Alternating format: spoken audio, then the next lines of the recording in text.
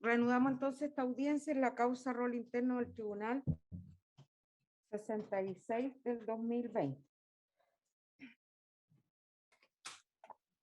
Con todos los intervinientes presentes en la sala de audiencia y la magistrada Ana Marcela Alfaro Cortés, conectada a través de videoconferencia a través de la plataforma Zoom. Vamos a...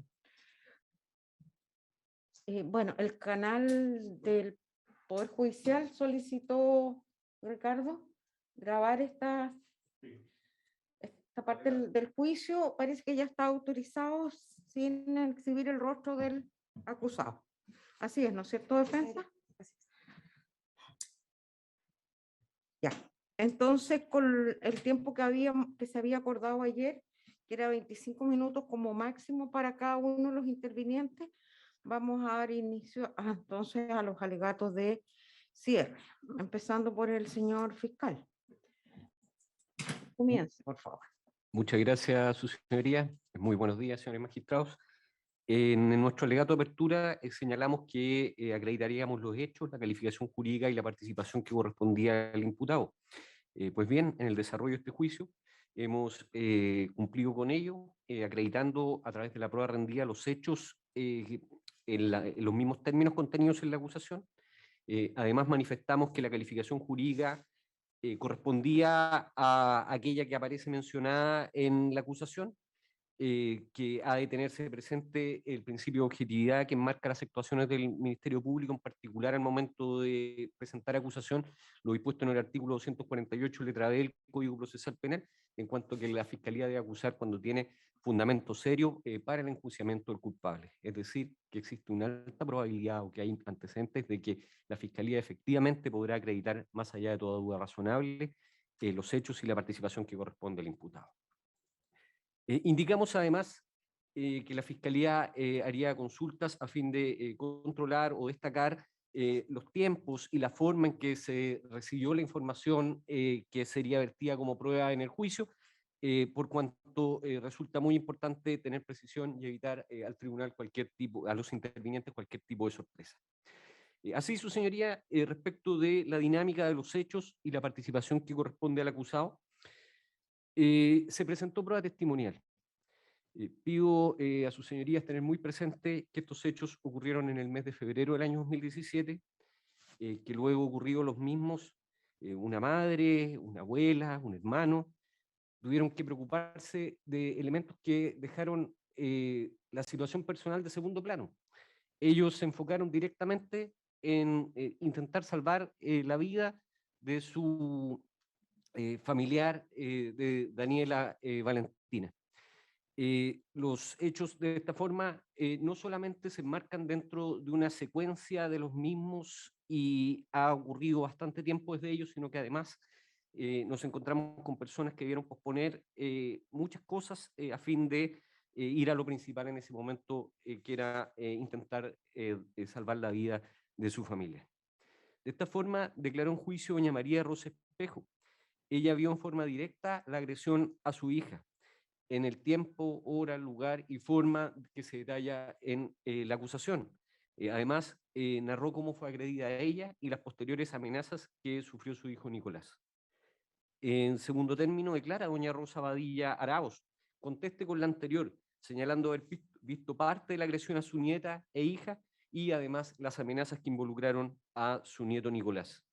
Declara Nicolás Valdivia Espejo, indica que en el contexto de las agresiones previas o lo que le había informado su madre, él acude a enfrentar a quien había causado tales hechos y además el imputado profiere las amenazas mediante los actos y dichos que se contienen en el relato de hecho de la acusación. Presentamos además a Tania Trigo Armijo, persona que parte reconociendo amistad con el imputado. Esta persona ve una fracción de los hechos, ve el momento en que está expulsando el imputado de su hogar a doña María Rosa Espejo.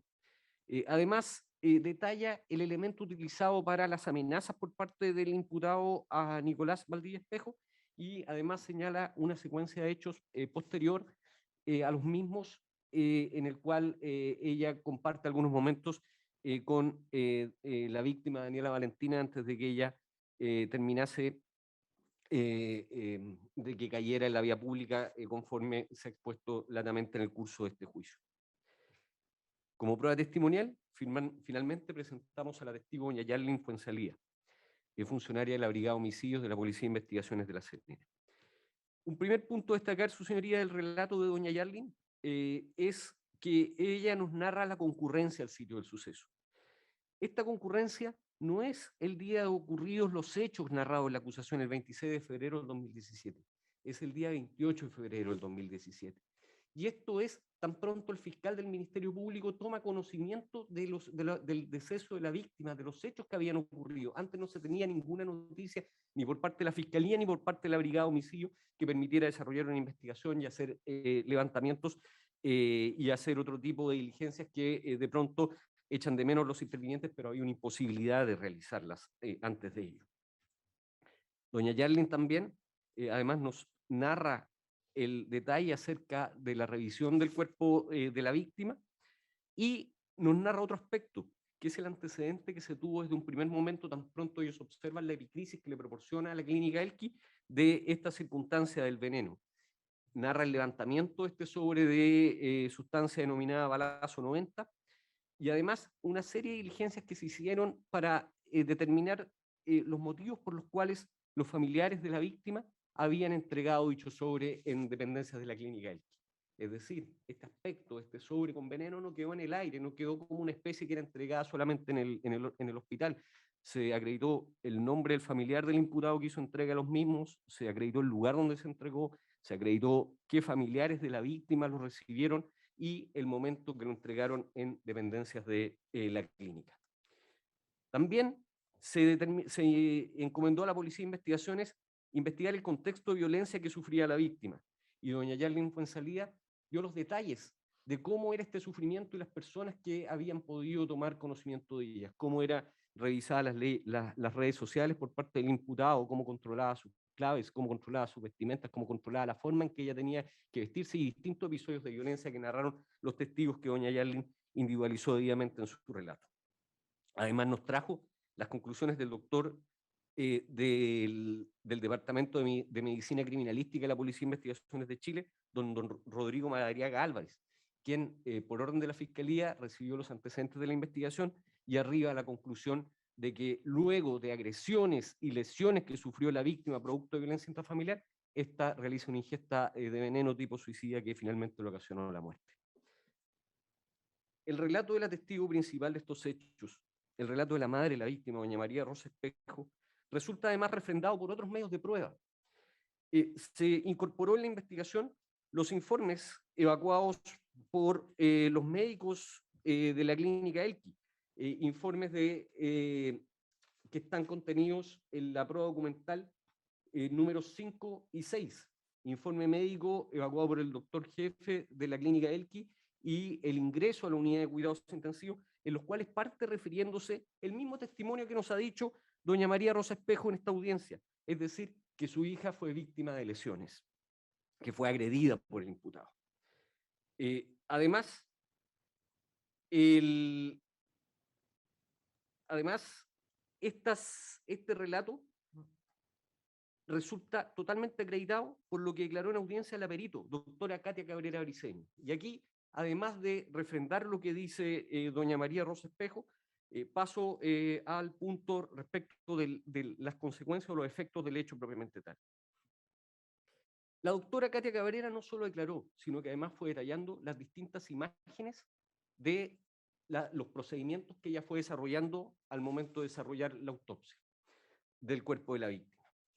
Así describe con absoluto detalle lesiones que en un primer momento califica como de carácter leve, erosiones y escoraciones en el tabique nasal de la víctima, en el labio superior izquierdo, en el cuello lado derecho, en la cava posterior del antebrazo derecho, en ambas muñecas y en el dorso de ambas manos.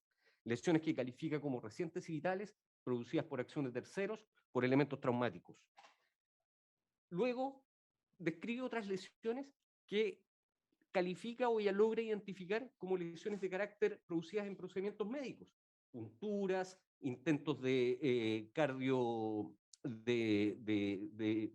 de reanimación de la víctima, y eso resulta importante porque nos demuestra que ella, dentro de su experticia, es capaz de diferenciar claramente cuando las lesiones se deben a uno u otro medio, mecanismo o propósito. Luego detalla otro tipo de lesiones, por ejemplo, aquellas muy importantes señaladas en el punto 9 de sus conclusiones, que al vertir el cuero cabelludo no presenta infiltraciones sanguíneas, sin embargo presenta una hemorragia extradural en el parietal derecho y ambos peñascos, hemorragia en el cerebelo y en el tronco encéfalo. Estas lesiones son recientes, vitales y explicables por hiperflexión y extensión forzada del cuello y por contusión del encéfalo, por síndrome de sacudida, ocasionados por terceros clínicamente graves. Estas lesiones, su señoría,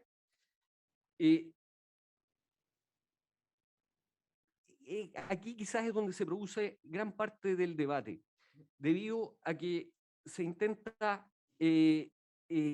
generar la idea de que en la investigación tuvimos otra información acerca del carácter de las mismas.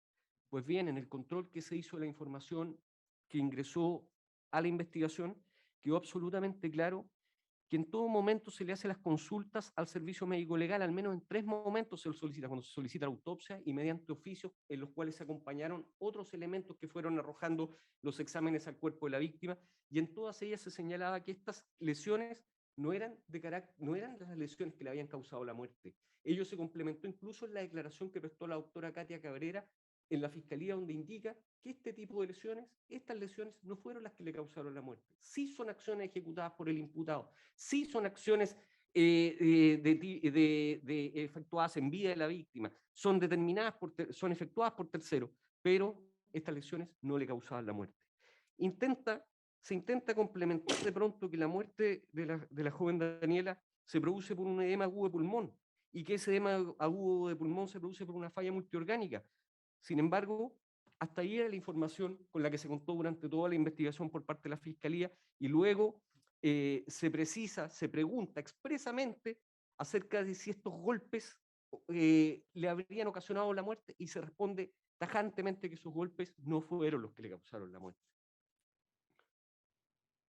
Luego, su señoría, tan importante es esta declaración que, pasándonos a las lesiones del punto 12, las lesiones internas que sufrió la víctima, hemoperitoneo y hematoma en mesenterio, yeyuno, colon ascendente, músculos pélvicos del lado derecho y serosa derecha del cuerpo, cuello uterino, indica que también la doctora que estas lesiones son recientes y vitales.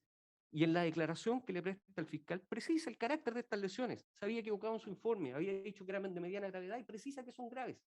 Tan considerado, tan importante era esa declaración, tan importante que se tenga siempre transparencia y claridad respecto a la información que se recibe y que es conocida por los intervinientes, que se calificaron como corresponden en el momento de formalizar y acusar, es decir, de carácter grave. El señor querellante presenta la declaración de la doctora Cerda. La doctora Cerda indica una línea principal, cuál es señalar que el deceso, esta falla multiorgánica, se produce directamente por los golpes, y luego interpreta un golpe que habría sido dado en la nuca de la víctima.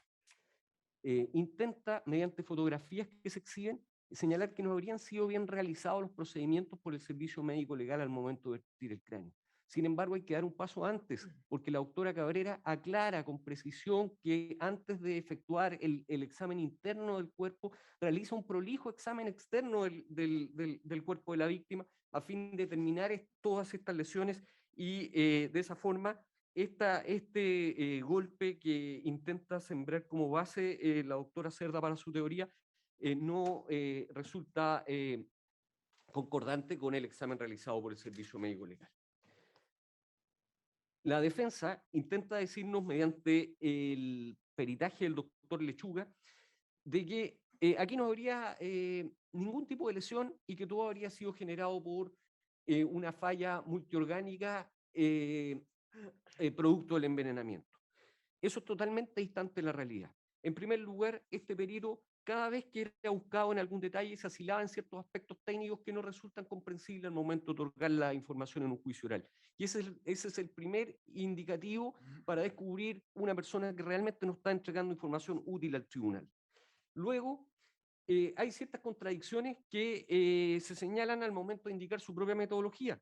Señala que no controvierte los elementos objetivos descritos por el servicio médico legal, pero finalmente sí termina controvirtiéndolos, porque arriba una conclusión totalmente distinta sin aportar nada. Es decir, si este señor quería decir que las lesiones que tenía la víctima realmente no eran por acción de terceros, sino que era por una afectación en la vascularización, producto de algún problema en la coagulación, bueno, tendría que haber analizado las fotografías, haber analizado las imágenes o haber señalado en concreto por qué ese tipo de lesiones descritas claramente como por acción de terceros o traumáticas realmente no lo eran. Luego, tiene otro error metodológico, y este queda al descubierto cuando nos habla de esta triada diagnóstica que él tiene que descubrir para determinar determinadas lesiones. En el relato de las doctoras que precedieron sus exámenes, que contradicen totalmente a lo que arriba este doctor, se indicó muy preciso que lo que se busca por parte de estas, en este tipo de peritaje, no son síntomas, no son diagnósticos, son signos. Y el médico legista, cuando va a buscar en el ejemplo que dio de la peritonitis, el médico legista, al momento de disectar el cuerpo de una víctima, no le pregunta si tiene fiebre, no analiza necesariamente si tiene vómito u otras circunstancias. Él observa directamente las lesiones, como ocurrió en este caso. Por lo tanto, esa triada que señala no solamente no da suficiente explicación sobre su origen, sino que tampoco es metodológicamente aceptable desde el punto de vista de lo que puede observar el médico legista.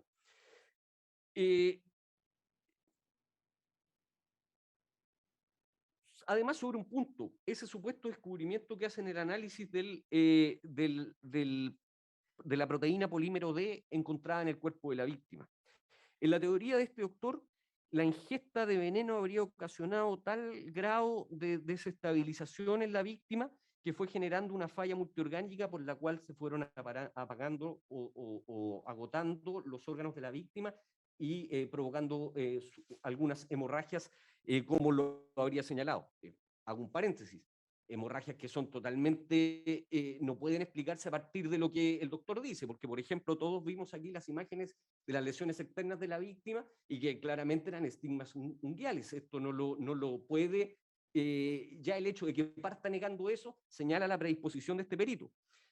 Pero además, sobre este polímero D, recordemos que de los exámenes de laboratorio incorporados por la propia defensa como anexos a la ficha clínica, se indica que el descubrimiento de este polímero D es el día 26 de febrero del año 2017.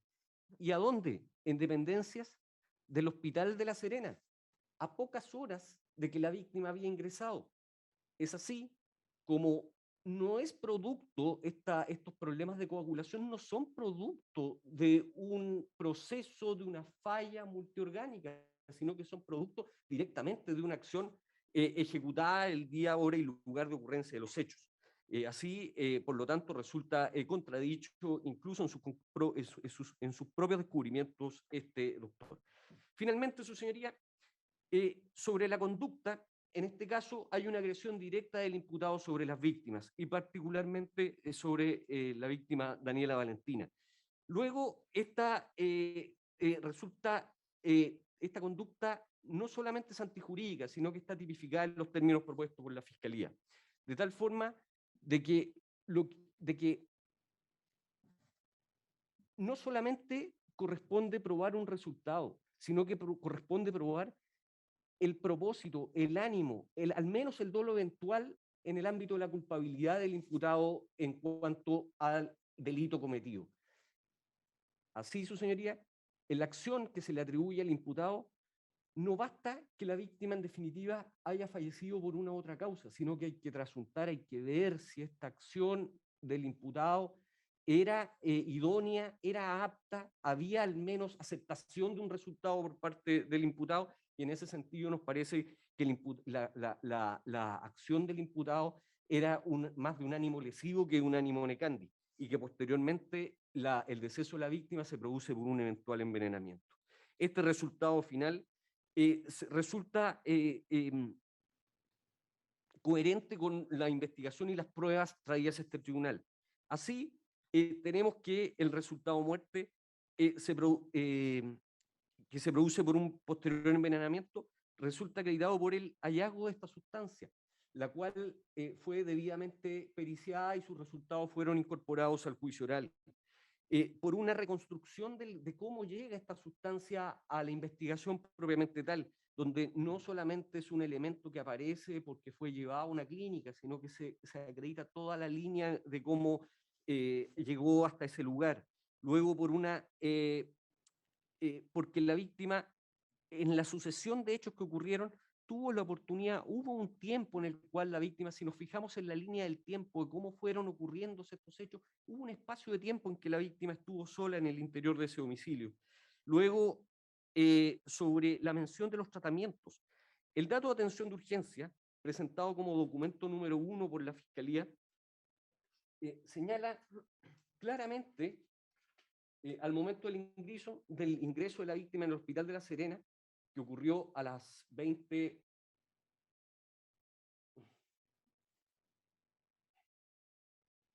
a las 20:25 horas, primero que se había sido recuperado un PCR, luego en interrogantes señala intento de suicidio, y luego señala entre los procedimientos adoptados que a las 20:30 horas ya se le había proporcionado atropina, es decir, desde el primer minuto la impresión diagnóstica que fue luego mantenida por los médicos de la clínica Elqui fue proporcionar este antídoto para, perdón si la terminología es inadecuada, pero finalmente proporcionar este elemento, este remedio, a fin de tratar de recuperar a la víctima.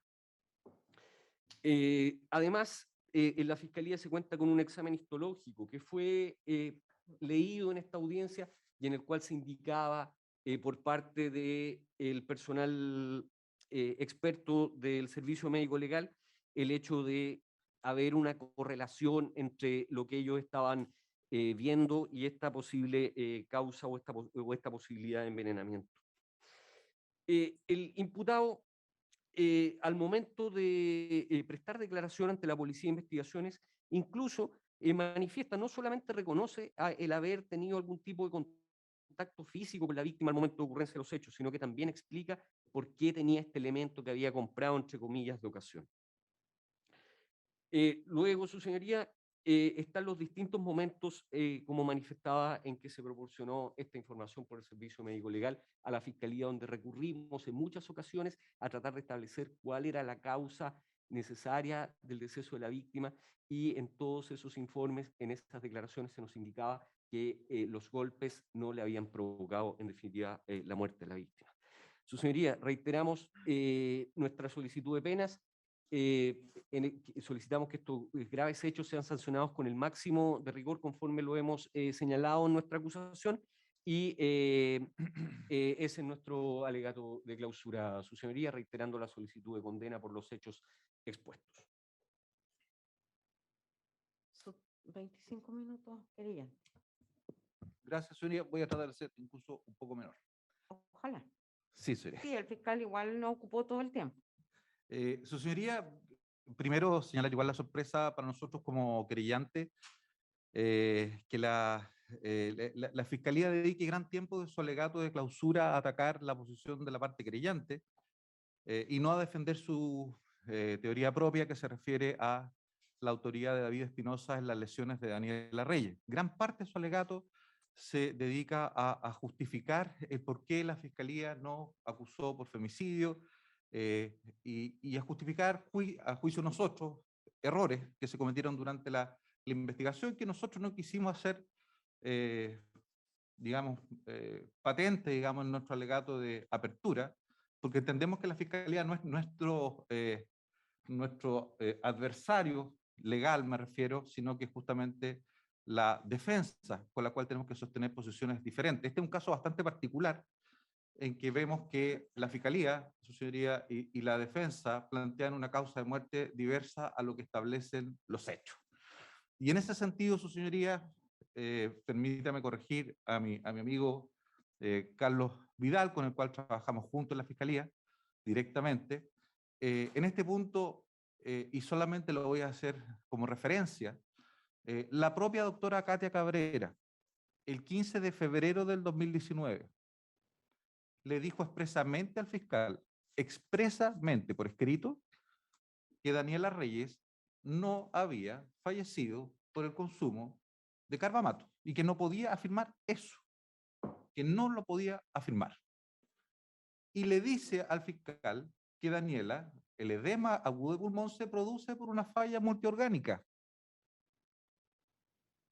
El fiscal la corta a doña Katia Cabrera en su interrogatorio acá cuando ella dice y trata de explicar que el fiscal no le preguntó de dónde venía la falla multiorgánica.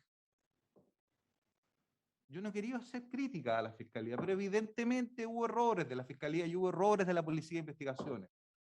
¿Cómo es posible que no se haya examinado el sitio del suceso donde ocurre la muerte de una persona? No importa que sea 2 días después, 3 días después. ¿Será porque hay un laboratorio en Iquique, otro en Valparaíso con el cual trabajan los peritos de acá? ¿Será la falta de comunicación entre Fiscalía y sus auxiliares? No lo sé, su señoría, yo no soy juez. Pero me parece llamativo que la Fiscalía desgaste tiempo valioso para sostener su teoría de caso de lesiones, para justificar el por qué no hizo una determinada actuación, materia que no es de resorte de este tribunal castigar. No está siendo juzgado el fiscal titular de la causa, ni tampoco está siendo juzgado el Ministerio Público. El Ministerio Público ya tomó una posición, no la tomó el fiscal que viene a esta audiencia, la tomó otro fiscal, y con los antecedentes que han sido vertidos en este juicio. Y por eso, su señoría, es a nuestro juicio, y no se puede desatender de esa realidad del tribunal, que resulta un hecho indubitado que Daniela Reyes falleció. Y que este fallecimiento se produjo por un edema agudo de pulmón, que este edema agudo de pulmón proviene de una falla multiorgánica que es provocada por un TEC, traumatismo encefalocraniano, su señoría, que puede ser por golpe directo o puede ser por zamarreo. Ambos son TEC. De aquella opinión, su señoría, son los 2 únicos peritos tanatólogos que han venido a declarar a este juicio. Doña Katia Cabrera, que es de amplio conocimiento de este tribunal y no requiere mayor presentación. A lo menos sé y me consta que trabaja acá en la zona como jefa del Servicio Médico Legal desde el año 2000. Por lo tanto, a lo menos tiene 20 años de experiencia haciendo autopsia acá en la zona y ustedes la conocen como perito y saben sus competencias. Y también la profesora de Departamento de Medicina Legal de la Universidad de Chile, doña Carmen Cerda, que es una persona reputada y nacionalmente conocida, con más de 500 autopsias realizadas en su vida profesional. La tesis de envenenamiento planteada por la defensa, su señoría, porque los antecedentes de la Fiscalía y la perito de la Fiscalía en los antecedentes de la Fiscalía, el 15 de febrero del 2019 le señalaron que no falleció por intoxicación por carbamato. Por lo tanto, no entiendo cómo la Fiscalía puede sostener eso hoy día en este tribunal y no defender su tesis de lesiones. Fue desechada por las mismas peritos, la doctora Katia Cabrera y la doctora Carmen Cerda, las 2 tanatólogas con experiencia que han venido a explicar acá la causa de muerte de Daniela. Nosotros como querellantes, su señoría, no estamos acá por las lesiones causadas a Daniela, a su mamá y a su hermano. Estamos acá y nos han pedido ayuda a la familia para efectos de poder hacer patente, su señoría, que el fallecimiento de Daniela Reyes se produjo por estas lesiones causadas por David Espinosa. ¿Cuáles son estos elementos técnicos y objetivos que descartan el envenenamiento? 1. Ausencia de testigos del consumo del veneno. No existen. La Fiscalía incluso hace referencia a un testigo que no ha venido a declarar, que es el doctor Madariaga. El doctor Madariaga puso en su informe, su señoría, que habían testigos del consumo de veneno. Nosotros queríamos que viniera a declarar el doctor Madariaga. pero no vino a declarar. No existe esa prueba. Yo encuentro muy extraño también que la Fiscalía haga referencia a un testigo que no ha venido a declarar. Pero ese testigo, ya que hizo mención a él, señala que hay testigos del consumo de veneno. No hay testigos del consumo de veneno. Hay ausencia de exámenes de laboratorio, tanto del Hospital de La Serena y de la clínica Elqui, que confirmen la presencia de tóxico alguno. No hay ningún examen de laboratorio de Daniela en vida que confirme la presencia en su sangre de algún tóxico. En la autopsia, después que fallece, hay ausencia de lesiones en la boca, ninguna. Estamos suponiendo que habría consumido el veneno por la boca, porque imagino que no se está planteando que ella haya tocado un veneno y haya ingresado a través de la piel. Este es un insecticida para plantas, su señoría, para insectos. Ausencia de lesiones en el esófago. Quinto, ausencia de lesiones en el estómago. A diferencia de lo que señala el doctor Lechuga, que señala que había un enrojecimiento, eso sería, vimos la fotografía y además lo explicó la doctora Cate Cabrera. No había ningún tipo de lesión ni ningún tipo de enrojecimiento tampoco. Ausencia, como elemento número 6, ausencia de carbamatos en el contenido gástrico. Ausencia. Lo cual además es perceptible a través de su olor característico, que tampoco estaba presente. Vamos a un elemento más técnico. Ausencia de carbamatos en el examen toxicológico.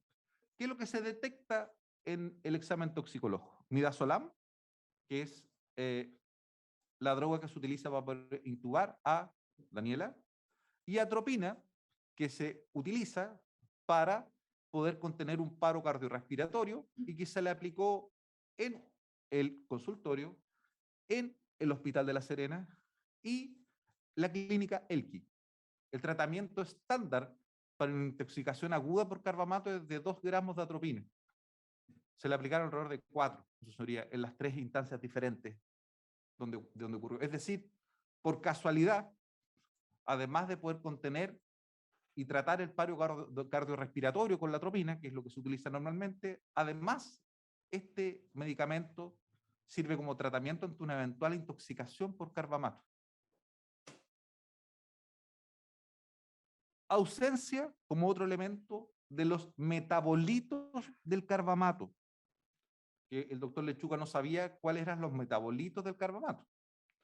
Los metabolitos son el alcohol y el fenol, que no se encontraban presentes en las pruebas de especificación que se realizan al realizar el examen toxicológico, y están descritas los 2 procesos de verificación tanto de medicamentos como de estos otros metabolitos que deben aparecer o pueden aparecer en los casos que hay una intoxicación, como dijo el doctor Lechuga, aguda por intoxicación por carbamato con una vía media de más de 30 días.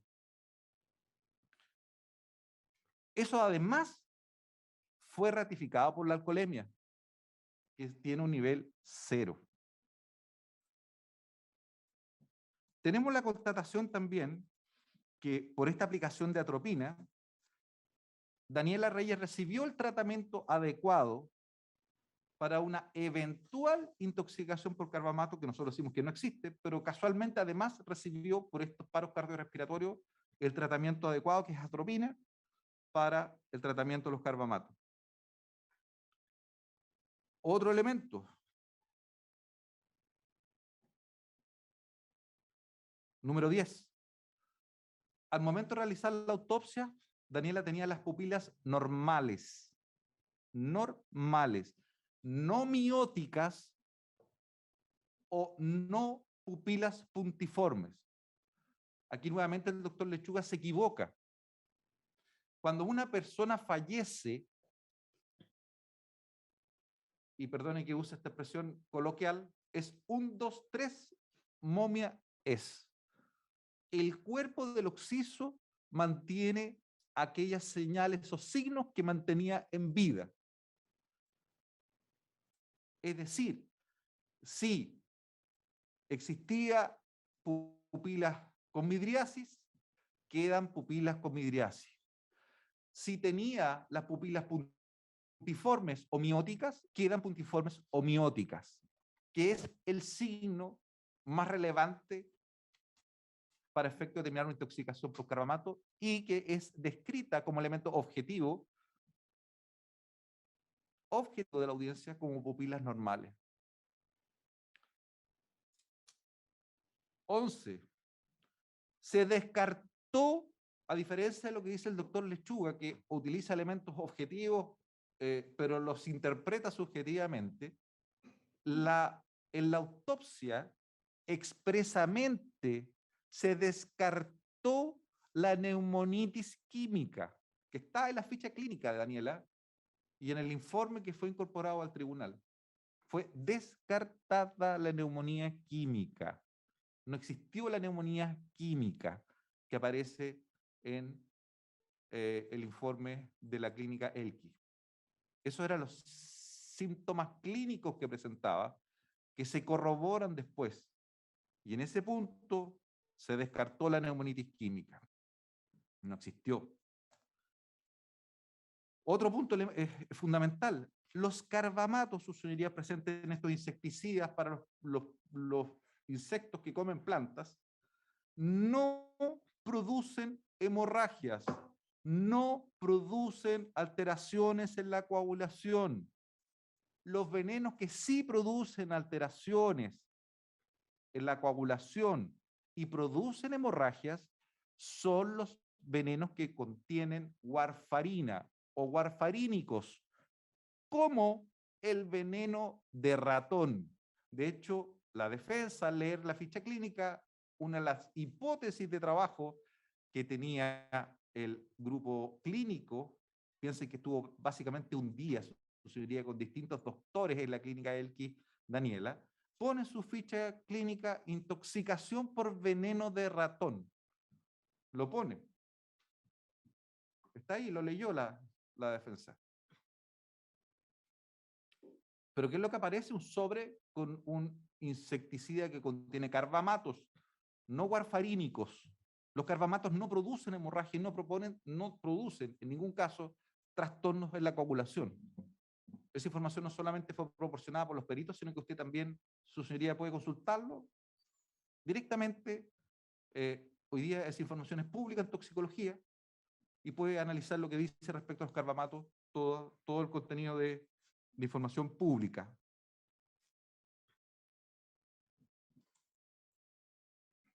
A nuestro juicio, como otro elemento más, no hay tampoco pruebas siquiera que le den una plausibilidad a la causa de muerte, puesto que ni siquiera tenemos el peso de la víctima, no hay gramaje respecto al sobre del carbamato, ni siquiera se le exhibió una fotografía de este elemento, y tampoco un análisis simple, matemático, por algún perito, por alguien que haya trabajado con la fiscalía, que nos dijera, bueno, ¿cuál es la cantidad que tendría que haber consumido Daniela para fallecer en relación a este supuesto veneno y cuánto contenía este sobre? No hay ningún elemento que permita sostener eso porque ni siquiera están esos elementos puestos sobre la mesa. El origen de la hipótesis de intoxicación por carbamatos nace en la clínica Elki, no antes. De hecho, otro error que tiene el informe del doctor Madariaga, que no declaró, que también nos interesaba interrogarlo sobre ese tema, es que él señala en su informe que Daniela es trasladada al hospital de La Serena por intoxicación por veneno. Eso dice el informe médico, que es trasladada al hospital por antecedente de consumo de veneno.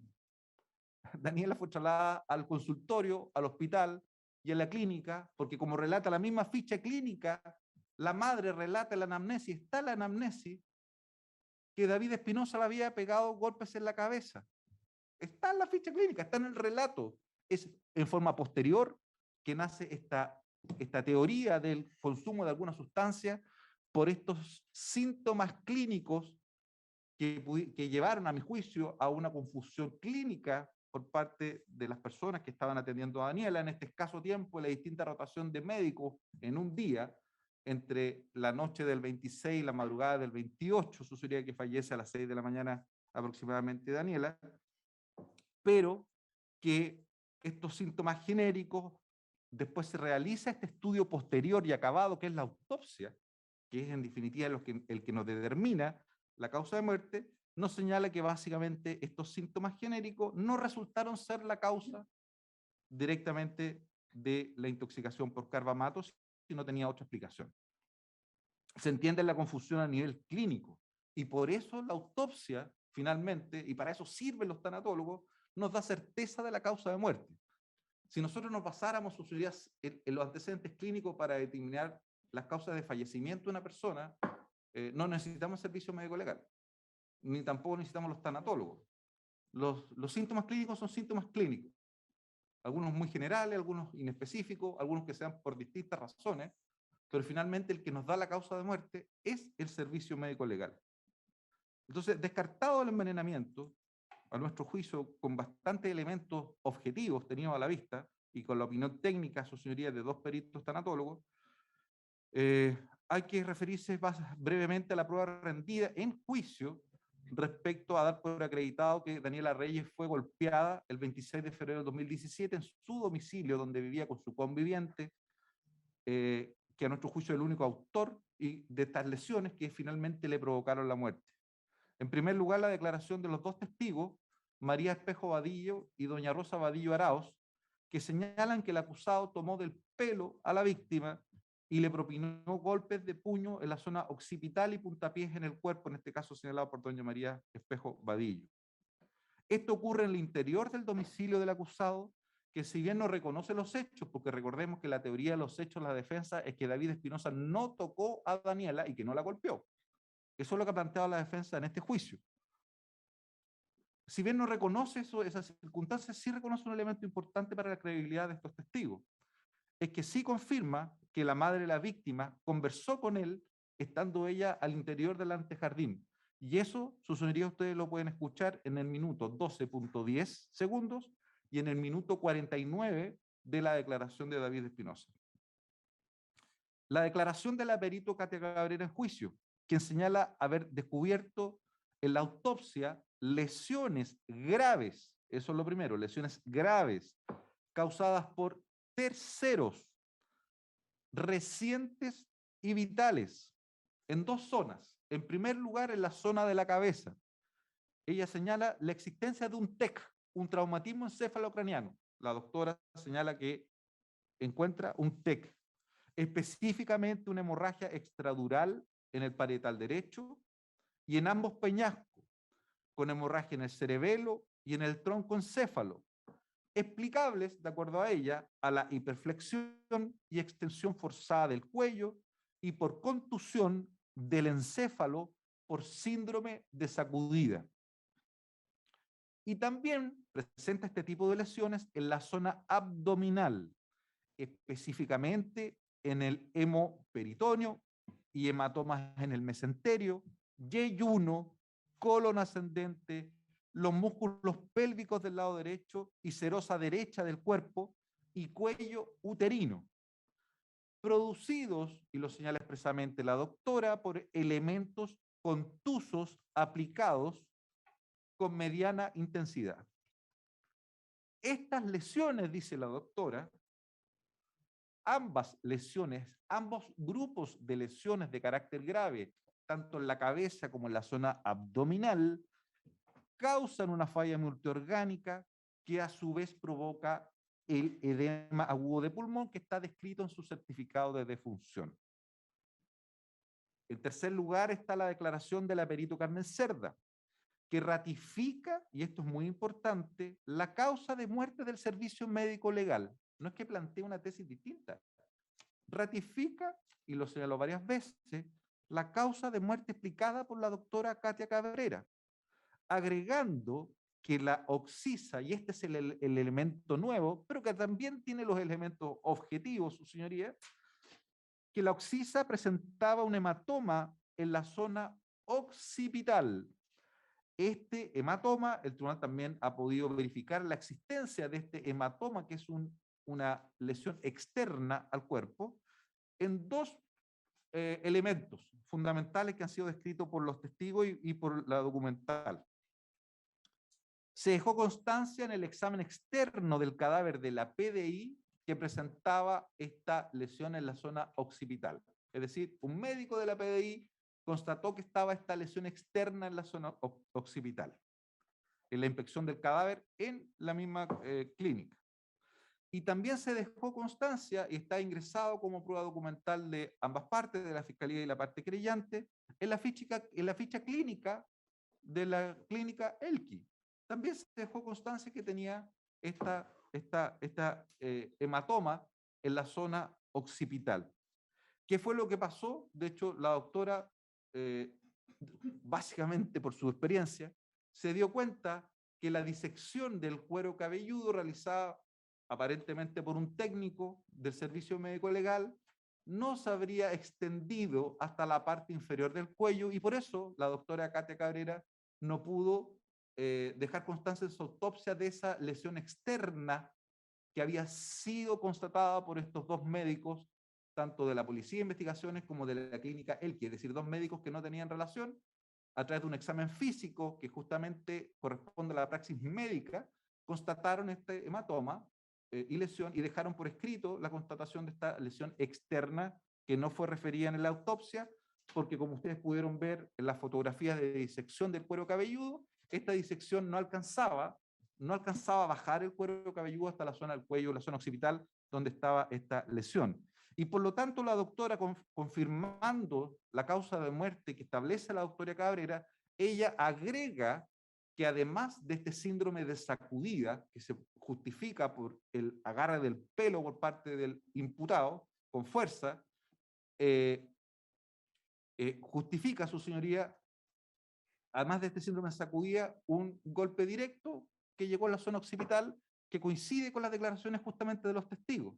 El agarre del pelo para la sacudida más los golpes en la zona occipital, que observaron los dos testigos que declararon el juicio, coincide con esta lesión externa y coinciden también con todo el daño encontrado dentro del cerebro, que recuerdo, su señoría, recuerdo por si alguien piensa que Daniela podría haber sobrevivido, que estaban fuera del alcance quirúrgico.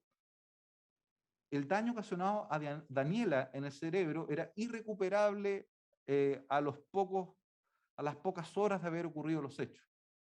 No había posibilidad en la clínica Elqui de ninguna intervención quirúrgica que pudiera salvarle la vida. No había ninguna. El curso natural de la muerte, en este caso, venía directamente de las lesiones causadas por el acusado. Ambas expertas nos confirman... Un minuto. ¿Un minuto? Sí. Ya, eso sí. Ambas expertas nos confirman que las lesiones fueron causadas en vida, en forma reciente y por acción de terceros. Esto es, para lo que nos interesa en este juicio a nosotros como querellantes, es que no fueron autoinfligidas y no fueron provocadas por caídas. Con esto termino, su señoría, un elemento que si bien la defensa no lo toca en su alegato de apertura, pero sí lo señaló como fundamento en su recurso de nulidad, que permitió la nulidad del juicio anterior, es que de alguna forma se había afectado el derecho de defensa, por cuanto había una afectación del principio de congruencia que afectaba en definitiva al derecho de defensa, porque ella no estaba en conocimiento de las declaraciones de la doctora Katia Cabrera respecto a las causas de la muerte. Ya he hecho referencia a las declaraciones del 15 de febrero del 2019, que entendemos que está bastante claro, pero, su señoría, a nuestro juicio hay dos elementos acá respecto al principio de congruencia que son relevantes, referido al 17, inciso segundo del Código Procesal Penal. El contenido fáctico relevante para efectos de generar la imputación jurídico-penal se encuentra efectivamente en la fiscalización y en la acusación fiscal y evidentemente en la acusación del querellante. En efecto, según nos explicó el conocimiento científicamente afianzado a través de estos dos peritajes, un peritaje tanatológico y un metaperitaje tanatológico, los golpes provocados por David Espinosa, estos golpes que están dentro del contenido fáctico de la acusación, fueron de tal entidad que le provocaron la muerte a Daniela Reyes, y por lo tanto estamos ante un caso de femicidio. Y desde el punto de vista de entender el principio de congruencia, desde el punto de vista formal, nuestra Corte Suprema, en la causa 4014 del 2017, rechazando un recurso de nulidad de la defensa, lo que plantea la segunda sala el 14 de marzo del 2017 es que se decanta no por una comprensión formal del principio de congruencia, sino material de esta institución. Esto significa que el principio de congruencia está dado para poder resguardar el derecho a defensa del acusado. Esto es, que el acusado no se vea sorprendido por hechos nuevos y no conocidos para efectos de defenderse adecuadamente. Y como podrá haberse dado cuenta, su señoría, la defensa, a nuestro juicio en el primer juicio, pero con mayor razón en este segundo juicio, ya no puede señalar que ha sido sorprendida, y de hecho, con mucha anticipación, ellos contrataron un perito privado para desvirtuar los peritajes de la doctora Carmen Cerda y para desvirtuar los peritajes de doña Katia Cabrera, que es el doctor Lechuga, y que ustedes pudieron escuchar claramente, que vino a sostener una causa de muerte diversa a la del servicio médico legal y diversa a la del perito Carmen Cerda. Por lo tanto, la imputación de muerte producto de los golpes sí y siempre ha estado en conocimiento de la defensa, y por lo tanto no ha sido sorprendida por hechos nuevos y que no sean conocidos de la defensa, y por lo tanto David Espinosa tenía una defensa técnica de alta calidad y una defensa técnica, su señoría, acompañada por peritos expertos que sostienen la teoría del caso. Con esto termino. El caso sería, y el núcleo fáctico central del caso ha sido las lesiones causadas por David Espinosa a Daniela, y si estas lesiones finalmente le causan la muerte de Daniela o no. Y el tribunal se ha dado cuenta que eso ha sido la gran discusión en este juicio y el punto central llamado a resolver a su señoría. Muchas gracias, su señoría.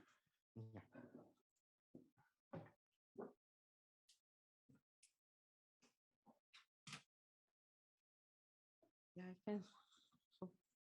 Gracias, señoría. Minutos, 25. Sí, lo veo. Idealmente, como máximo. ¿Perdón?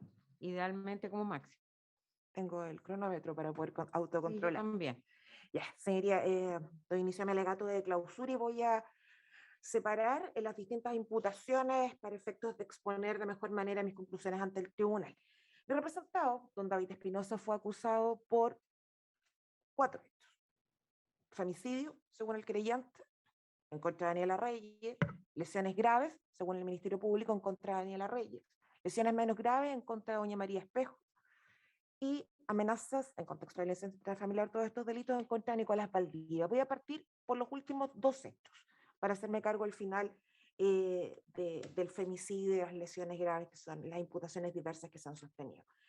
Respecto de las lesiones menos graves, en contexto de violencia intrafamiliar en contra de doña María Rosa, y el delito de amenazas en contra de Nicolás Valdivia, el Ministerio Público y la parte querellante presentaron prueba. Esa prueba es fundamentalmente, señoría, fundamentalmente familiares de las víctimas, familiares de doña María, esta es la declaración de doña María, familiares de Nicolás.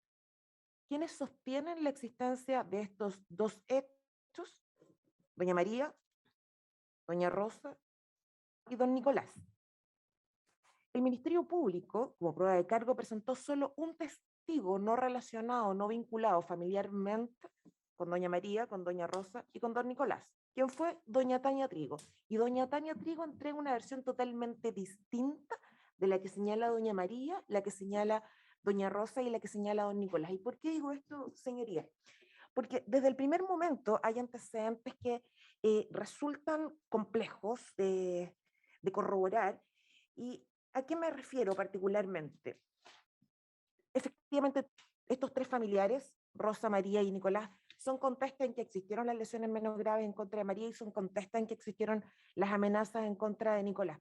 Pero cuando entramos a analizar detalles que son fundamentales, por ejemplo, la llegada de David al domicilio, esta prueba se empieza a diluir. María y Rosa dicen que cuando Nicolás llega a ese día a la casa, llega molesto, llega enojado, llega a alta velocidad en su vehículo. El ruido de esta alta velocidad del vehículo provoca que Daniela se asuste y salga corriendo porque le tenía miedo, porque le tenía terror hacia la casa de David. Mi representado negó ese hecho, mi representado dijo que él venía feliz, venía de la cancha, venía del tercer tiempo, había estado jugando a la Usted pelota dice ese que día. Nicolás, es David. David, mi Ya. representado dije. Sí, no, Mi no, representado que le dijo que, entendí. no, Ya. mi representado dijo que ese día él venía feliz, venía de la cancha, como decía, venía del tercer tiempo, al punto que cuando llegó a su casa se fue a saludar al vecino, se fue a la casa de los Trigos.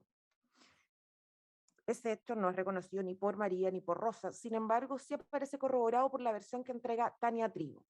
Tania Trigo dice que efectivamente ese día David fue a su casa, que estaba contento, que notó que estaba algo bebido sin estar eh, ebrio, pero que estaba feliz. De hecho, le dio un abrazo al papá cuando se fue y cuando sale de ahí llama a Daniela. No la llama de una manera atroz, como ese monstruo que trataron de pintar los familiares directos de doña Daniela Reyes. Le dice negra o Daniela. Eso es lo que recuerda a Tania.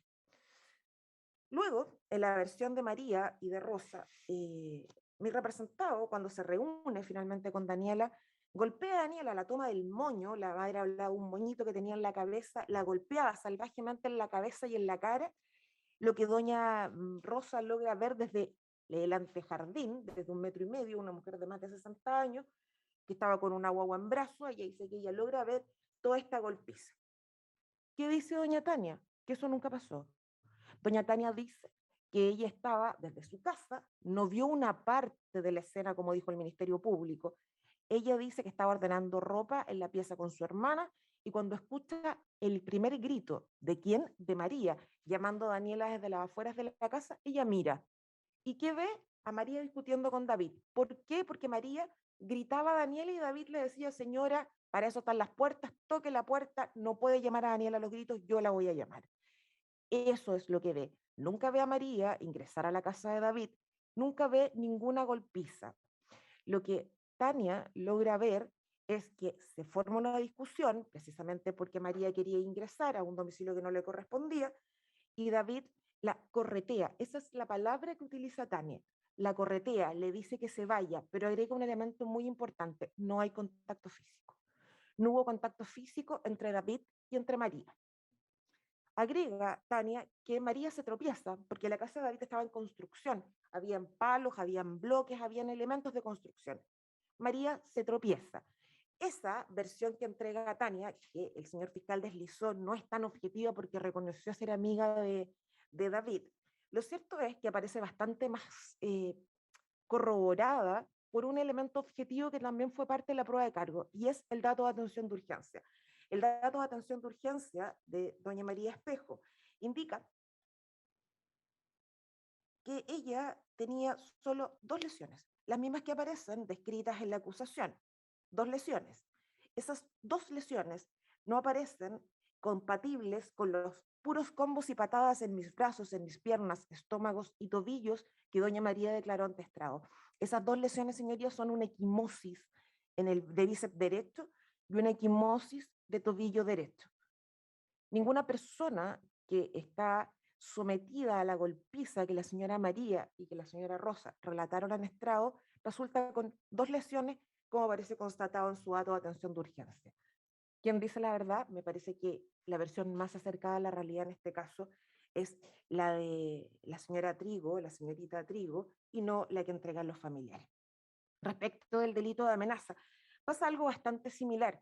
En lo medular, en lo central, tanto María, Nicolás y Rosa dijeron que esa amenaza existió y que fue con un arma de fuego en contra de Nicolás, amenaza efectuada por mi representado don David. Sin embargo, señoría, respecto a este punto, también estimamos que no hay antecedentes suficientes para poder acreditar la existencia de este delito. ¿Y por qué lo sostengo? Porque también hay antecedentes que dan cuenta de contradicciones importantes que dotan de credibilidad a la versión entregada por María, por Nicolás y por Rosa. ¿Dónde ocurre la amenaza? Nicolás dice que fue en la calle, a 5 metros. Me apuntó con algo que parecía ser un arma de fuego que estaba en una bolsa. María dice que esa amenaza ocurre presuntamente también en la vía pública, pero a 1,5 metros, aquí, apuntándole en la cabeza, hizo el gesto.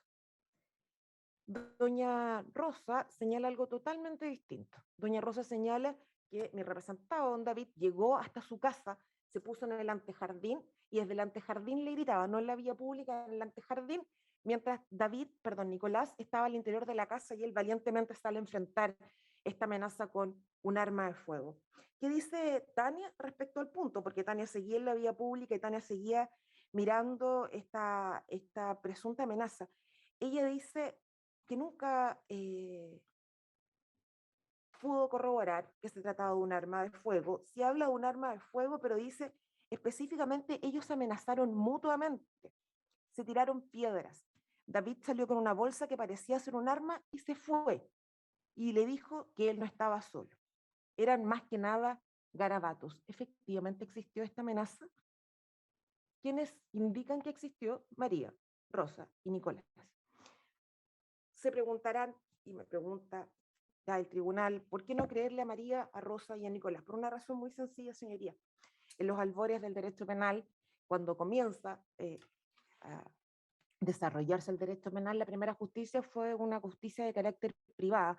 Se entregaba al imputado, a la persona afectada, a la familia del afectado para el delito, para que hicieran justicia por propia mano. Una justicia salvaje, una justicia subjetiva, que evolucionó afortunadamente a lo que tenemos el día de hoy. Una justicia en manos de terceros y objetiva. Estos tres testigos, víctimas, no son creíbles, porque hay contradicciones importantes en su declaración y principalmente porque estas aparecen subjetivizadas, absolutamente por la necesidad de encontrar un culpable respecto de principalmente el hecho que voy a analizar a continuación.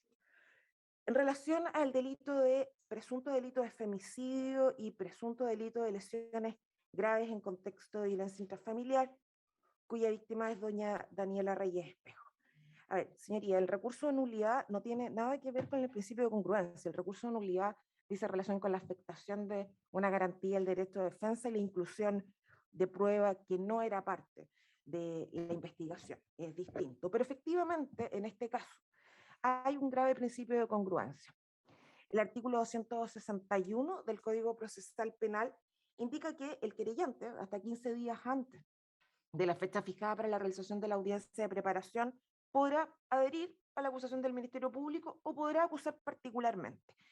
En este caso se acusó particularmente, pero el 261 letra tiene una restricción, una limitación respecto de la acusación particular.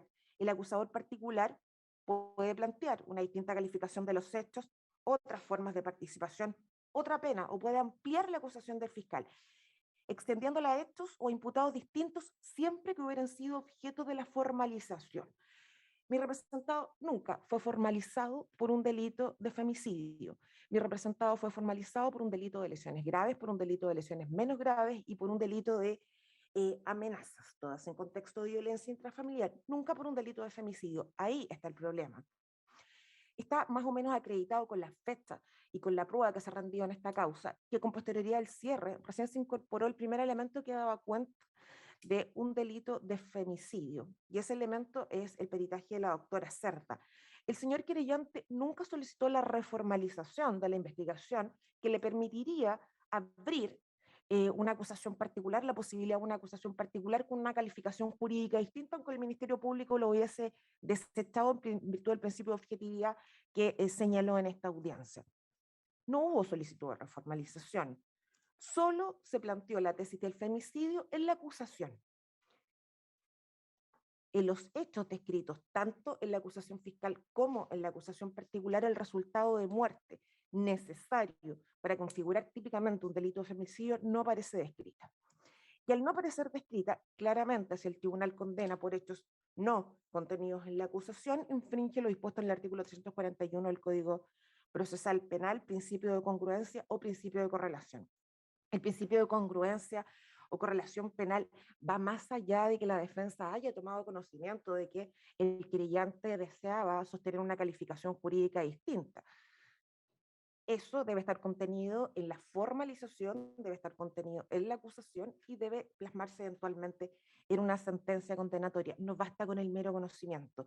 Hay variada jurisprudencia en relación al principio de la congruencia o correlación penal que dice relación con la alteración de hechos no sustanciales.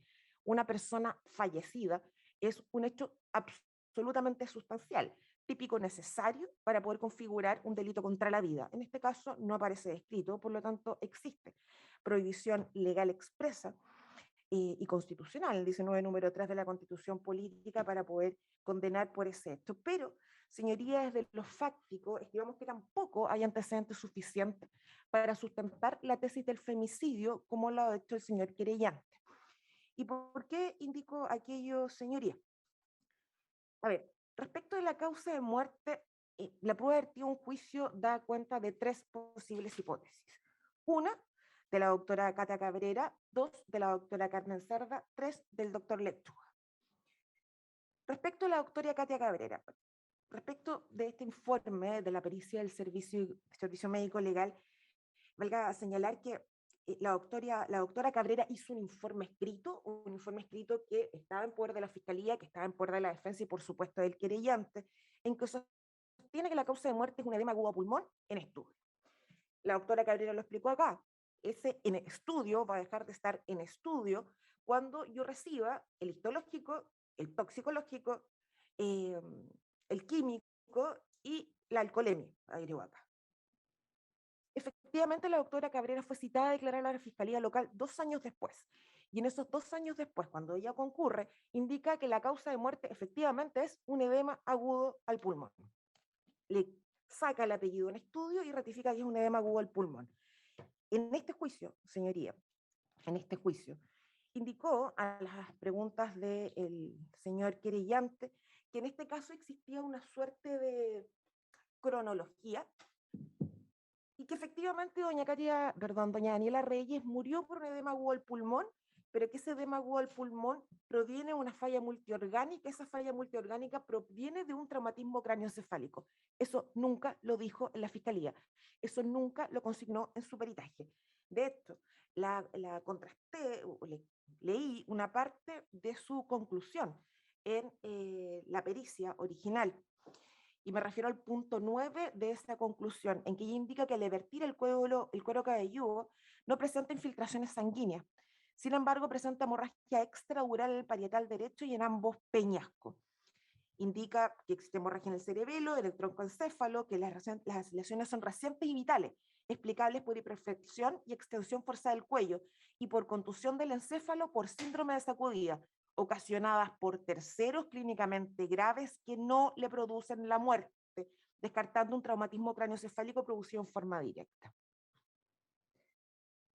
Esto es lo que está en el informe. Cuando la doctora Cabrera va a declarar ante la Fiscalía Local, y ya tenían el histológico, tenían el toxicológico, tenían el químico y tenían la alcoholemia, el fiscal le pregunta, ¿las lesiones tienen alguna relación con el edema? Y ella dice, no. Ratifico la conclusión 9 del informe, se lo pregunté en el contraexamen y ella dijo que efectivamente había ratificado que se descartaba un traumatismo craneoencefálico producido en forma directa y que en cualquier caso estas lesiones, que a sus juicios son producidas por el síndrome de sacudida, no le producen la muerte.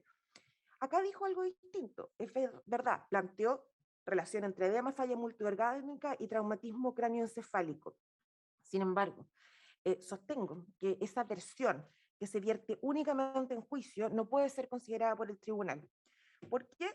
Y esto sí tiene relación directa con el recurso de nulidad que interpuse y que sacó a colación el señor querellante, porque hay provisión expresa en el artículo 19, número 3 de la Constitución Política de la República, en el 8.2, letra C de la Convención Americana sobre Derechos Humanos, y en el 14.3, letra D del Pacto Internacional de Derechos Civiles y Políticos, garantías mínimas del imputado. El imputado tiene derecho a conocer el contenido de la imputación, a producir prueba de descargo, y esa prueba no puede ser producida en el juicio oral, esa prueba tiene que ser producida en la etapa de investigación. Hay una audiencia de etapa intermedia, hay una audiencia de preparación de juicio oral en que las pruebas se filtran. Si la prueba se tuviera que vertir, rendir, solamente en el juicio oral, ¿para qué existe la etapa intermedia? ¿Para qué existe la etapa de investigación? Lleguemos directamente con las pruebas y esa no es la lógica de nuestro sistema procesal penal. Respecto de este punto, y dejando en claro que la doctora Cabrera claramente cambió su versión en el juicio oral de una manera bastante más sutil de lo que lo hizo en la audiencia anterior, ella habló de una hiperflexión forzada del cuello. Esa hiperflexión forzada del cuello podría deberse a la intubación. Doña Daniela Reyes hizo 3 paros cardiorrespiratorios. En esos 3 paros cardiorrespiratorios fue intubada. La doctora Cabrera dijo que no, pero la doctora Cabrera suele cambiar de versión. Respecto de la segunda hipótesis, la hipótesis de la doctora Cerda, el traumatismo cráneoencefálico, eso es la hipótesis que ella plantea como causa de muerte de Daniela Reyes. Y la doctora Cerda plantea que la lesión, hay 2 lesiones, digamos, una que se aprecia en la fotografía 52, en que hay una cantidad de coágulos que la exhibimos todos, digamos, y otra lesión en el encéfalo que no aparece en la autopsia. No comparto tampoco y estimo que esta versión también es un poco forzada por varias razones. La primera de ellas es que en la fotografía número 52 se aprecia una cantidad de coágulos que la doctora Cerda dijo que eran 20 cc. En el mismo informe de la doctora Cerda, y la contrasté con aquello, ella indica que solo cuando el sangrado es lo suficientemente grande para irritar la corteza cerebral y ocupar espacio dentro del cráneo, más de 35 cc, produce síntomas clínicos. O sea, en esta audiencia, ella sostiene que ese traumatismo o esa cantidad de coágulos que no corresponde a ningún traumatismo externo, recordemos que en eso todo estuviera en contexto, no había ninguna lesión externa en la cabeza, es la que produce la muerte unida a esta lesión que tiene en la parte de atrás de la cabeza sobre el cuello y que no fue constatada, es una lesión fantasma, digamos, no aparece en la autopsia. La doctora Cabrera efectivamente hizo un examen externo del cadáver, tampoco aparecía, y la única mención que hay a ella es la que señala la doctora Cerda, una versión de un clínico en uno de los antecedentes que aparece ratificado en la ficha clínica de la existencia de un hematoma que impresiona, algo que impresiona un hematoma, una hinchazón en la parte de atrás de la cabeza que impresiona a un hematoma. Sin embargo, esa sola circunstancia puede producir la muerte. En la versión de la doctora Cerda, quien dijo que una persona de 17 años aún podía mantener abierta la fontanela, tal vez puede ser, digamos, yo soy madre de 3 hijos y jamás había escuchado una versión de ese tipo. Ahora, respecto de la tercera hipótesis, la ingesta de carbamato. El señor querellante indica que la ingesta de carbamato es una hipótesis que nace de la defensa. Yo no estuve el día que doña Daniela Reyes ingresó a la clínica Elqui en un Glasgow 3. No estuve inventando esta teoría del carbamato.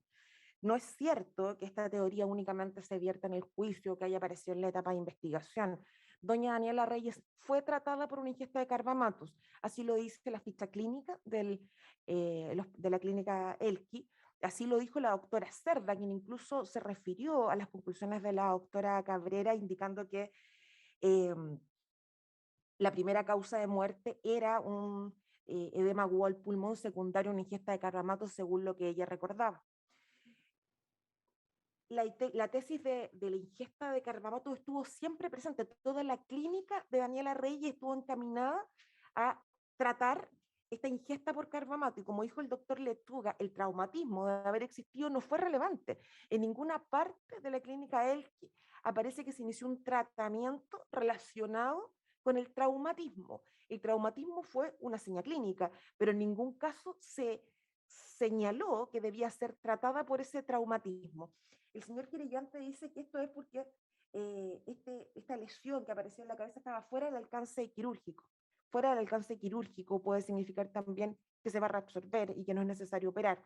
Habría sido muy bueno contar con los médicos de la clínica Elqui para que pudieran ratificar esa señal. Sin embargo, si está fuera del alcance quirúrgico, significa que es inoperable y que aquello produce la muerte, la causa de muerte no habría sido un edema agudo del pulmón, sino un traumatismo cráneoencefálico.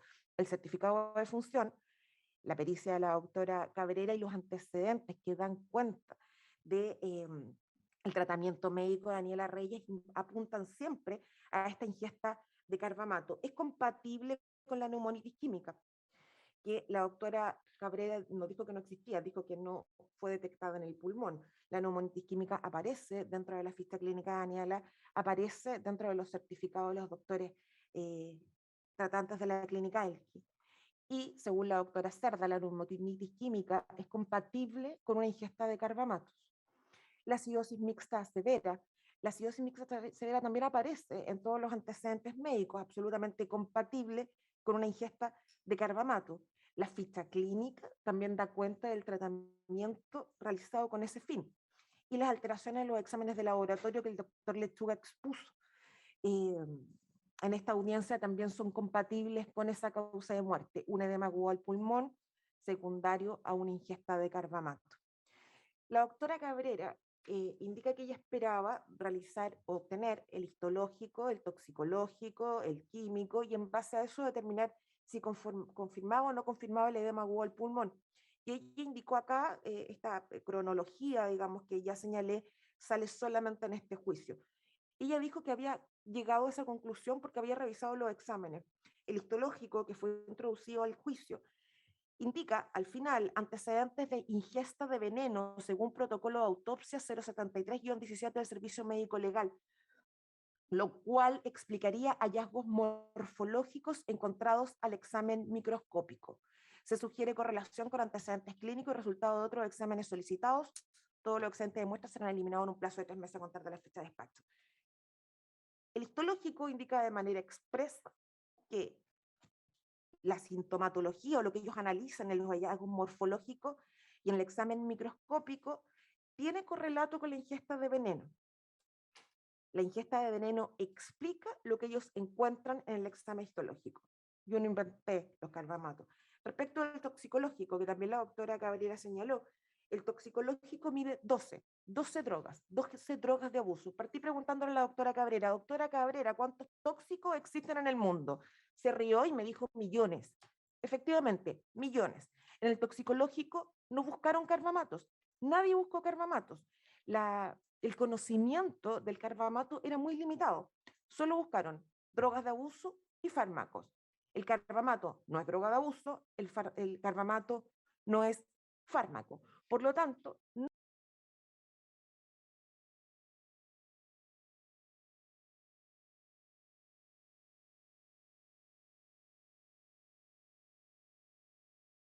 respecto de lo que indica el señor querellante, de pronto las palabras crean realidades y no es para nada una realidad que este interviniente en el curso de la prueba que se rindió en el juicio ni en nuestro alegato nos hayamos dedicado a enfrentar sus postulados.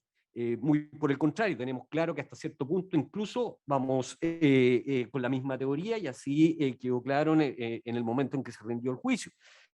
Que se explique una teoría del caso no es confrontarlo. Explicar una teoría del caso es presentar respeto para las víctimas, es tratar de darles una respuesta de por qué se tomó el camino que se tomó y por qué se formalizó en los términos expuestos.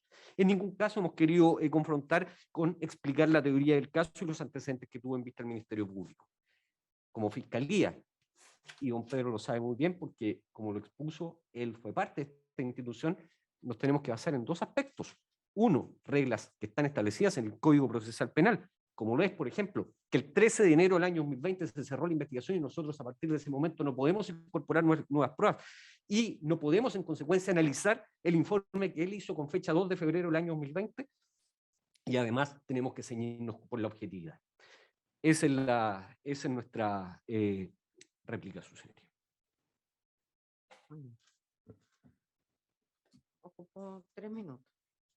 Un tiempo similar al señor querellante, si es que va a hacer uso de su derecho a réplica. Sí, su señoría.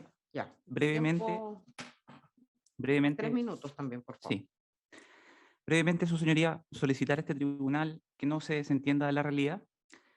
Hacemos un llamado a que se aplique correctamente el derecho en este caso, esto es, el delito de femicidio, en atención a los hechos que fueron probados en este juicio, para efectos de poder dar una señal correcta tanto al problema de la violencia intrafamiliar como al problema de la violencia de género que afecta a la familia en este caso y también a la sociedad entera en su conjunto. Entendemos, su señoría, que es este tribunal el que está llamado a dar esta solución, a dar esta señal en atención a lo establecido en el artículo 387, inciso segundo del Código Procesal Penal. Su señoría, entendemos que este principio de congruencia, que es la discusión que también levantó la defensa, se ve salvado, se ve protegido para el caso en concreto si se establece y se aplica el derecho de manera correcta.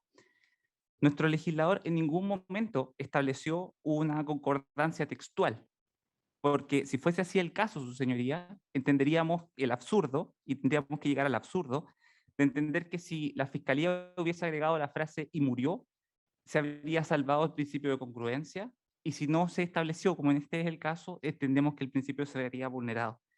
Entendemos que aquel absurdo no puede pasarse porque los hechos concretamente lograron probar la existencia de la muerte y porque el certificado de defunción como narración de hechos estuvo desde el primer momento, señoría. Entendemos que no hay una limitación a la prueba rendida en juicio, porque en el caso contrario entenderíamos que el juicio en sí deja de tener sentido alguno. Y el juicio, en atención a las pruebas que se rinden, pueden ir determinando los hechos que, a diferencia de lo que sustenta la defensa, entendemos que es el núcleo esencial, el cual es el que no debe vulnerarse para entender cuál es el criterio de atribución y los hechos sobre lo que nos estamos pasando. El fundamento es material, el fundamento es sobre los hechos y la posibilidad de la defensa sobre esos mismos hechos, que sabemos, sobre todo cuando se realiza un nuevo juicio, se tienen las mismas armas para poder debatir toda la situación. Su señoría, estos hechos que están en la formalización y que están en la acusación, que son los golpes propinados, lo único que deben realizar con posterioridad es ser explicados, y la ciencia nos explica que son eficaces para efectos de producir la muerte. Acá entendemos que la defensa tiene una confusión cuando señala que es el criterio de calificación, porque entendemos que la calificación podría variar incluso con posterioridad en el desarrollo del juicio oral. Y vuelvo a remitirme acerca de la jurisprudencia citada, en la cual se entiende que pueden existir estas determinaciones de hecho en atención a la prueba rendida en juicio, ya que es lo relevante para efectos de determinar cuál es la concordancia y cuál es el principio de congruencia. Su señoría, solamente para hacerme cargo de lo que señaló la defensa, efectivamente aquí en ningún momento se ha vulnerado el derecho a la defensa que se ha tenido. La doctora Cata Cabrera jamás cambió su declaración y eso es constatable también por este tribunal. Y aún si eso, y esa situación en ningún momento afectaría hipotéticamente el derecho a la defensa, porque siempre ha sido una cuestión de fondo. El derecho a defensa, y quiero reiterarlo, siempre se ha visto bien protegido en este juicio, tanto como en el juicio anterior. Es por eso, su señoría, que el llamado que se hace, como se puede observar tanto en las distintas velatones como en carteles que se han planteado a lo largo de la ciudad de La Serena, no es otro que hacer justicia en el caso concreto, es hacer justicia para el caso de Daniela Reyes, una mujer Está en que su a tiempo sus y es 17 su años obra. y a manos de la violencia intrafamiliar y de género perdió su vida. Y con eso da tranquilidad también a una familia que se encuentra destrozada por esta situación. Es todo cuanto puedo señalar, su señoría.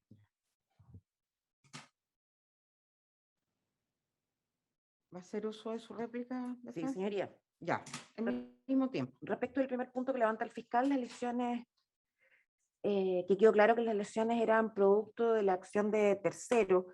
Señoría, puede ser. Y en ese punto hay que tener en consideración la declaración de don Nicolás Valdivia, que dijo que Daniela recibió golpes. Recordemos que María, David, Daniela y Nicolás, principalmente David y Nicolás, estaban transados a golpes en la vía pública, porque Nicolás fue a buscar a mi representado imputándole supuestamente que había golpeado a su madre o que intentaba golpearla según sus dichos. En esa pelea intervino Daniela.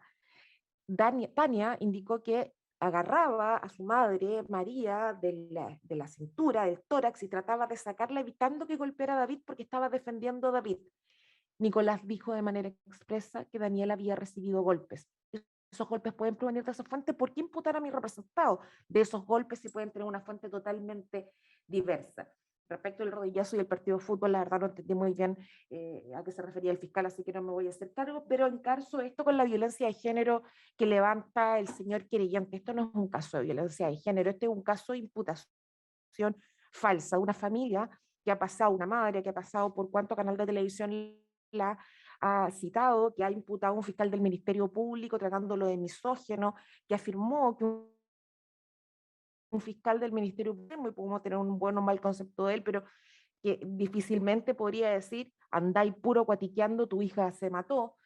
que ha presentado reclamos, a pesar de reconocer a Estrado, que fue atendida siempre por las autoridades del Ministerio Público, que dice que Carabineros la ignoró, que la PDI le dijo que ellos no iban a este tipo de procedimientos si no había un muerto, una persona que se victimiza y se ha victimizado a lo largo de todo este periodo. Esto no tiene que ver con violencia de género, señoría, esto tiene que ver con una imputación falsa.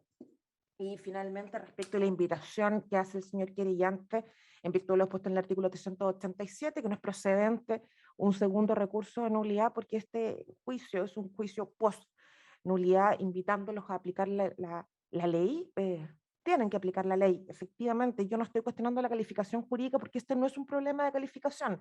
El Tribunal del Fondo puede modificar la calificación jurídica siempre y cuando invita a los intervinientes a debatir respecto del punto. Este es un tema fáctico, por eso hablaba de un elemento del tipo penal, no es un criterio de calificación. La muerte es un hecho, y es un hecho que tiene que aparecer descrito en la acusación, no es una calificación jurídica, y ese hecho no aparece descrito en la acusación y tampoco fue objeto de formalización. Este tribunal no puede crear la ley, no puede obviar lo dispuesto en el artículo 261 y 341 del Código Procesal Penal, aun cuando el recurso de nulidad sea improcedente. Gracias, señoría.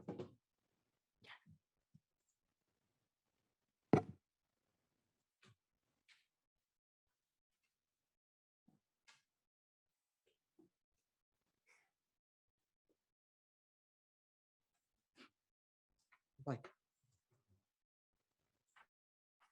Antes de concluir con esta etapa del juicio, se le expresa al acusado que tiene derecho a manifestar lo que estime conveniente sobre lo que ha visto y escuchado en la audiencia. Me imagino que con su defensora Lo voy a habló instruir, previamente este tema o ahora puede tener la oportunidad de conversarlo con él.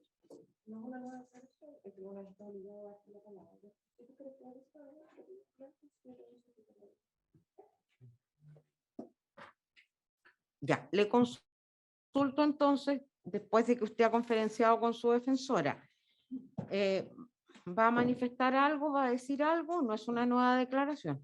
No, su señoría. Ya, muy bien. El tribunal entonces declara cerrado el debate, va a pasar a su deliberación privada. Su señoría, ¿Creyente? quisiera hacer una petición, si es posible. La fijación del horario de la audiencia de veredicto, si es posible, de acuerdo al tribunal, solicitamos que sea después de la 1 de la tarde en el día que el tribunal determine, porque se aguarda la causa de Ya, Curacaví. pero es que señoría. mire, eso tendría que ser hoy día después de la 1 de la tarde, porque el tribunal tiene hasta un máximo de 24 horas y son 5 para las 11. Nosotros, O me refiero de forma posterior, si el tribunal la fija para mañana la audiencia. sí, el tribunal va a fijar la audiencia para mañana, Ah, ya. Y si es por la posible, en complejidad del ese asunto, caso, por la duración del juicio, etcétera, etcétera. si es posible, Se dan todos los parámetros. para esa audiencia de veredicto, se nos autoriza a comparecer por Zoom para Sí. poder volvernos a Mire, Santiago el día si de hoy. ustedes están todos de acuerdo, la audiencia de veredicto puede ser íntegramente por Zoom. De hecho, nosotros ofrecimos que esta audiencia, a lo que le interesa al tribunal es que la prueba se rinda en presencia del tribunal.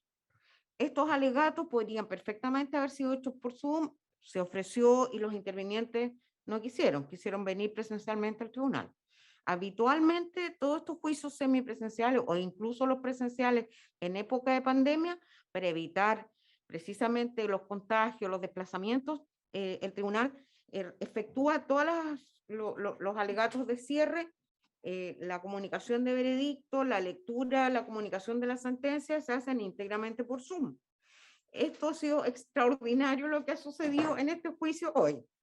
Habitualmente todos los alegatos son por Zoom y el consecuente veredicto también.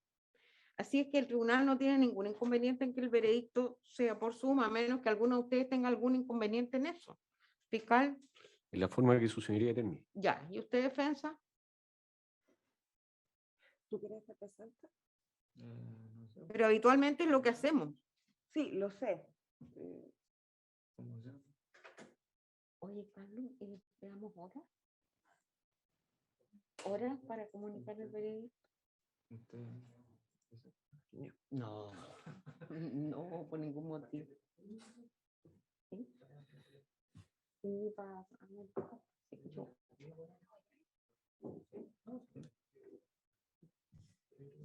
Ya, Señoría, ¿ustedes van a estar acá? no.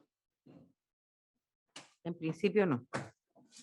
Precisamente por el asunto de la pandemia, o sea, nosotros tratamos de desplazarnos lo menos posible, por lo menos yo, que soy en principio de riesgo por la edad. Sí, le pregunté porque ayer cuando se dio la posibilidad de que fuera por Zoom esta audiencia, ustedes dijeron que iban a estar acá conectados desde su oficina. Sí, porque habían otras razones, pero para mañana ya no hay ninguna otra razón. Ya, señoría, no tengo inconveniente en que sea por Zoom. Lo conversé Ya. con mi representado, me dijo que le da lo mismo. O sea, yo personalmente prefiero venir al tribunal porque después me cuesta mucho contactarme con los imputados privados de libertad por un tema Pero mire, de que entran a si es cuarentena. por el problema de comunicación con su representado, podemos pedirle al, no sé cuál es el nombre técnico que tiene, pero al encargado del Zoom que la traslade a una sala privada con su representado. Con donde posterioridad pueda a la audiencia, conversar. es para explicarle. Claro, En definitiva, cuál obviamente fue el sí, eso resultado. se hace habitualmente. No ¿ya? tengo inconveniente, Entonces, señoría.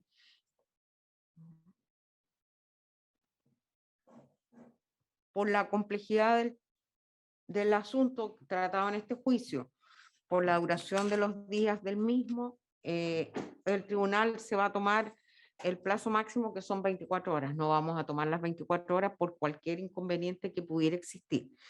La decisión va a ser comunicada a partir de las 10 horas de mañana por videoconferencia a través de la plataforma Zoom. A partir de las 10 horas por Zoom. Señoría, dos cosas. El mismo link que hemos utilizado durante todo el juicio. Sí. Y dos, ha estado presente durante todo el juicio público, familiares de mi representado. Imagino que no hay problema en que se puedan conectar también a la Pero ahí hay plataforma. ciertas restricciones porque en realidad, por ejemplo, nosotros no podemos controlar, aquí yo puedo controlar que no estén con un celular grabando, pero por Zoom no puedo hacerlo. Entonces tenemos ciertas limitaciones para las personas que son familiares de una u otra parte y que quieran incorporarse a la audiencia por Zoom, porque nosotros no podemos controlar lo que ellos hagan por ese medio. Por ejemplo, grabar la audiencia. Y eso está absolutamente prohibido, se los digo desde ya. Pueden participar sin cámara, sin video, sin micrófono, tampoco pueden intervenir, que es lo mismo que sucede presencialmente. Sí, por supuesto. Y menos aún grabar con sus teléfonos celulares la audiencia. ¿Ya? No sé qué otras restricciones más les dan al público.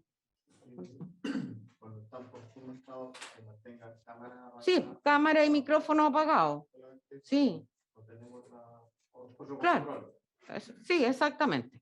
Tienen que mantener la cámara y el video de su medio de comunicación apagado. El tribunal va a permitir entonces que en Sí, esas condiciones, con la con esas prohibición de condiciones. grabar, previa identificación a través Sí, de su obviamente, cédula, claro. con las El cámaras hospedador, ¿cómo se llama? Les va a permitir el ingreso Perfecto. en la medida que proceda. ¿Ya? Ya, señoría. Sí. Y probablemente el canal de TV Pejut también va a estar presente por Zoom. De hecho ya está transmitiendo, creo, hoy. Estaba transmitiendo los alegatos. Ya. ¿Alguna otra inquietud? Ninguna. Ya. No, señoría. Entonces, receso hasta mañana a las 10 horas, a partir de las 10 horas.